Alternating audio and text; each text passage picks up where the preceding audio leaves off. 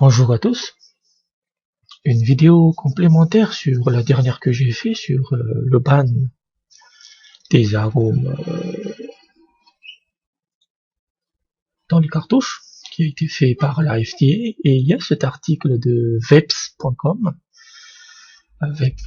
qui est un site à la fois qui est de vente et qui fait aussi des articles d'actu.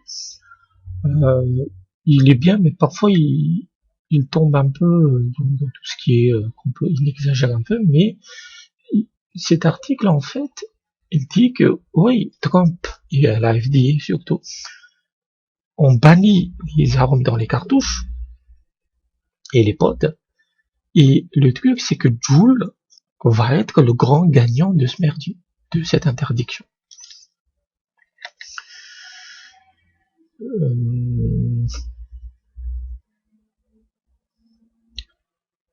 Donc voilà, il revient sur l'interdiction de la FDA, et beaucoup de gens, en fait, ce que j'avais dit dans la dernière vidéo, c'est que c'est très vague ce que la FDA dit, c'est que des cartouches fermées, c'est enclosed, cartouches fermées, mais qui soient verrouillées ou non. Donc, est-ce que cela signifie que les cartouches traditionnelles, comme celle du Tixpod, comme celle d'un Lyra ou d'autres pods, sont concernées?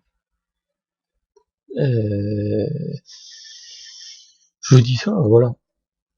Et une autre chose que j'avais oublié de dire sur la FDA, c'est que la FDA a déclaré que c'est juste le début, c'est-à-dire qu'on interdit d'abord ça, les cartouches et les pods. Mais si ça réduit pas l'épidémie de la vape chez les jeunes, eh ben on va aussi s'attaquer au tank. Donc en soi, il change constamment les règles du jeu pour avoir le résultat désiré, c'est-à-dire l'interdiction de toute la vape. Donc des produits comme Vuse devront être supprimés, puisque c'est des cartouches en fait. Voilà, les vape shops ne sont pas concernés, mais les vape shops doivent supprimer les pods et les cartouches. Et deuxième parenthèse, c'est que tout le marché de la vape avec les fabricants chinois s'est infiltré, a massivement investi dans les pods et même les systèmes IO, parce que la FDA, on dirait qu'elle ne connaît absolument pas la spécificité des produits de vape. Et donc pour elle, vous demandez à la FDA c'est quoi la différence entre un système IO et un pod, elle dira il n'y en a aucune. Et ouais. Après tout ce qui est Vapen, un truc, mais tout ce qui est Tixpod, comme je les systèmes IO, en fait ils vont dégager aussi, parce qu'ils vont juste dire la forme, en disant ouais mais c'est un pod.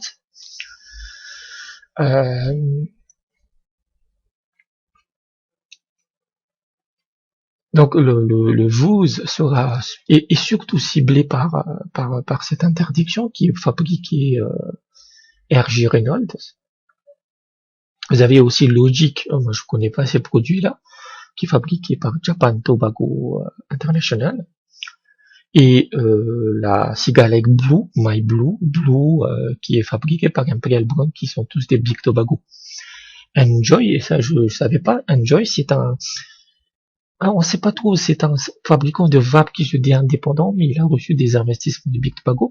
Et Scott Gottlieb, vous savez pas, Scott Gottlieb c'était l'ancien directeur de la FDA, et c'était un anti-vape mais absolu.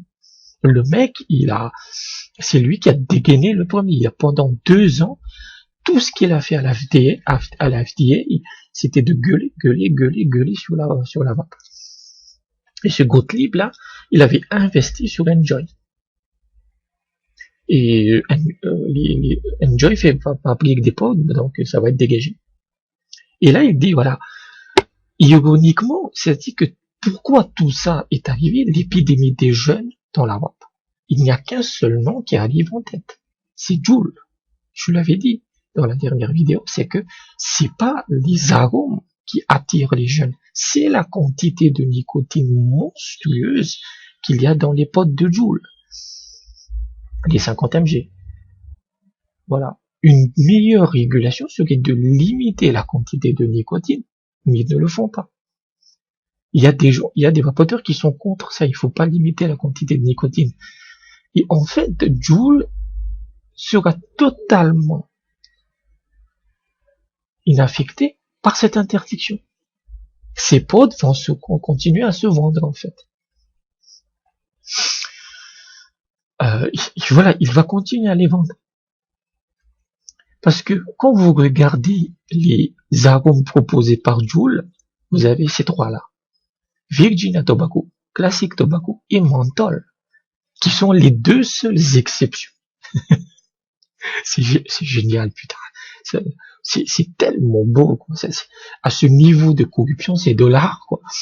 Et les deux seules exceptions sur l'interdiction sont le tabac et le menthol. Et vous avez le tabac et le menthol. C'est de l'art, en fait.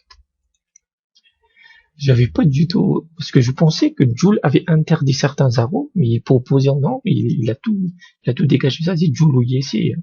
Je connais pas les produits de Juul dans les autres pays. Voilà, l'année dernière, en 2019, donc. Non, c'est 2018. Juul avait déjà, ne vend plus de fruités ou ce genre de trucs. Voilà. Et c'est ce que cet auteur, Matthew Rolland, c'est écrit par contre, l'administration Trump a annoncé un ban national des arômes qui est exactement la copie des stratégies de marketing de Juul, l'app internal de Juul, en fait.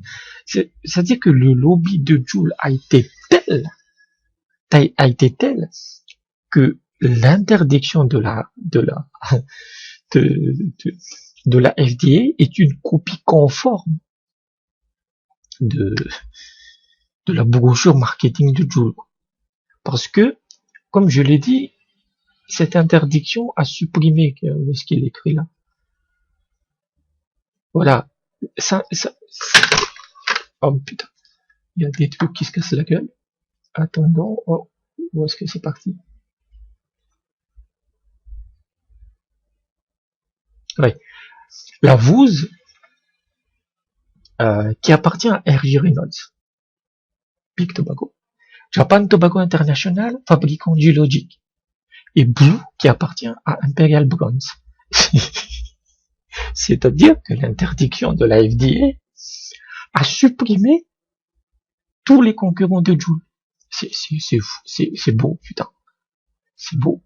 Après, ces entreprises-là, elles peuvent tout à fait copier Juul. C'est-à-dire proposer uniquement le tabac et le menthol, en fait.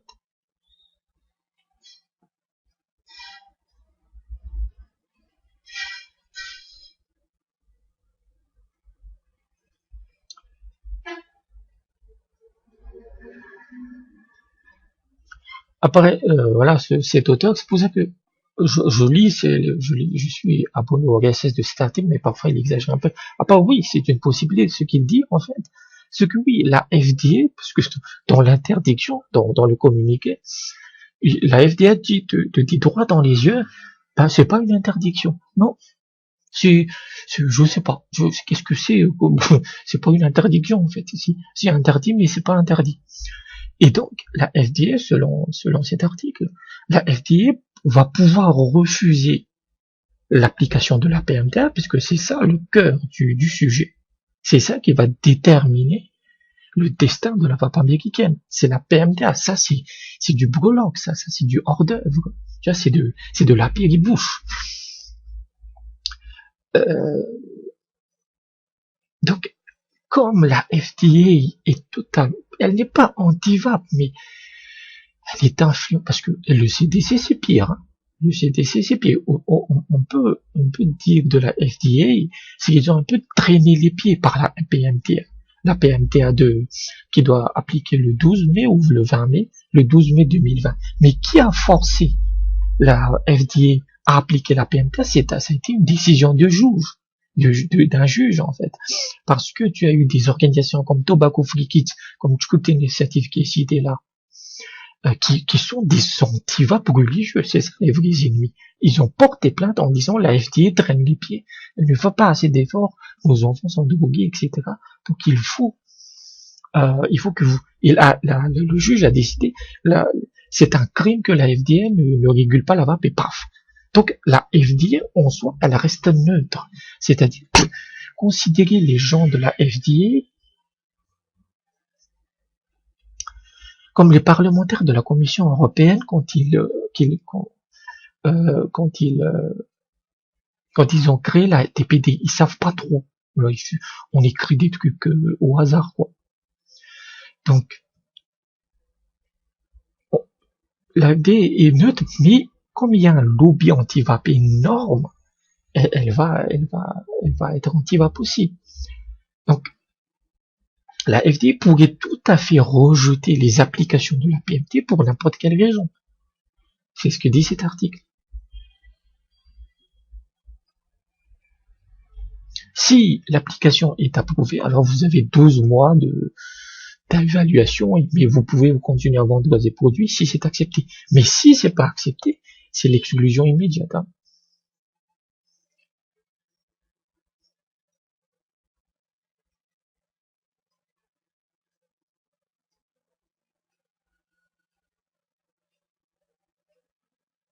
Voilà.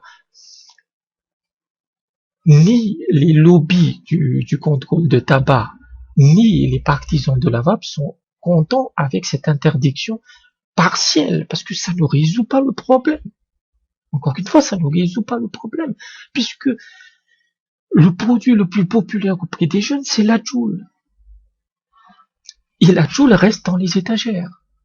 Donc, personne n'est content, en fait. Ni les anti-vape, ni les pro-vape. Ce qui est content, c'est Joule Lab, qui doit bien rigoler, en fait. C'est pour ça qu'au Royaume-Uni, tu as des reviewers comme Dépine Vivi qui détestent Joule et qui veulent que Joule soit dégagé du Royaume-Uni, en tout cas, qu'il soit dégagé des organisations pour vape, organisations syndicales. Et c'est ce qu'il faut faire en France aussi.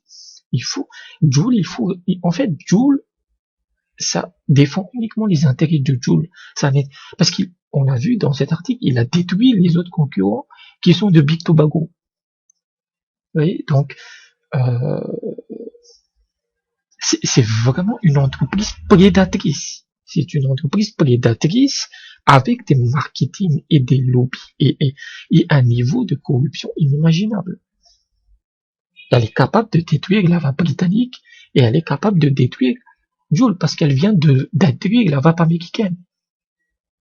C'est ça, Joule. C'est elle qui a détruit la vape américaine.